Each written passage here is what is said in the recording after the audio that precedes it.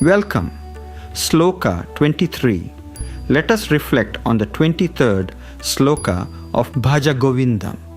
Let us first listen to the Sloka. Kastvam Koham Kuta Āyātaḥ Kami Janani Ko me Tātaḥ Iti Paribhavaya Sarvamasaram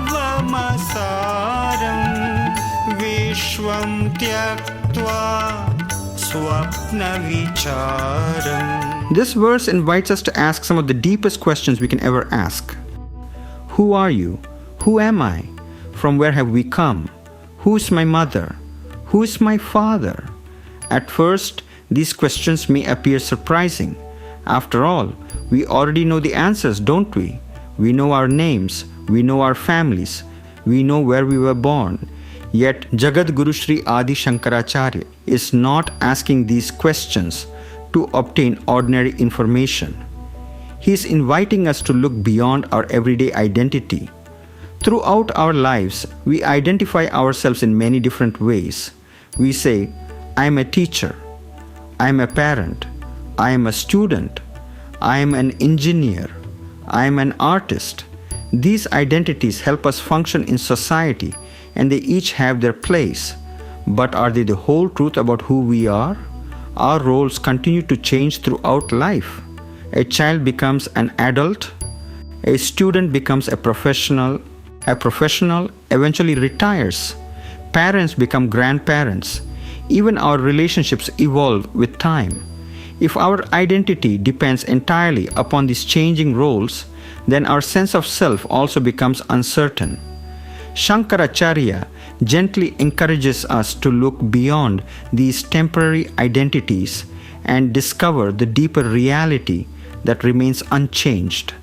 He also reminds us that worldly relationships, though precious and meaningful, belong to the ever-changing world. Like a dream that feels completely real while we are experiencing it, life too unfolds for a period of time before gradually passing away. This comparison does not mean that our relationships are meaningless. Far from it. Our parents, children, friends, teachers, and loved ones enrich our lives in countless ways. They deserve our love, gratitude, and care. The teaching simply reminds us that everything in this world is temporary. Recognizing this truth does not reduce our love. It often deepens it. When we understand that every moment is precious, we begin to appreciate the people around us even more. Instead of taking relationships for granted, we become more present, more compassionate, and more grateful. At the same time, we learn not to cling so tightly that our happiness depends entirely upon things that are destined to change. This wisdom allows love to become freer and more selfless. Let us consider a simple example from everyday life. Imagine watching a beautiful play in a theater. For 2 hours, we become completely immersed in the story. We laugh with the characters. We feel their joys and sorrows. We celebrate their victories. When the performance ends, the actors remove their costumes and return to their ordinary lives. The king is no longer a king. The servant is no longer a servant. The costumes belonged only to the performance. Life presents us with many roles in much the same way. Today, we may be parents. Tomorrow, we may become grandparents.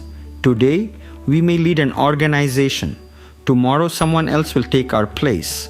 The roles are real while they last, but they are not our permanent identity. Shankaracharya encourages us to remember the one who remains unchanged while every role continues to change.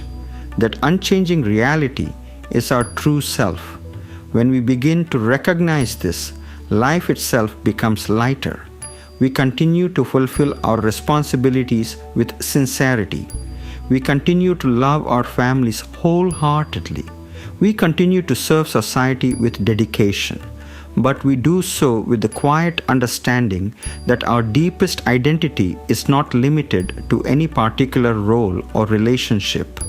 As we conclude this reflection, let us remember that this verse is not asking us to withdraw from the world.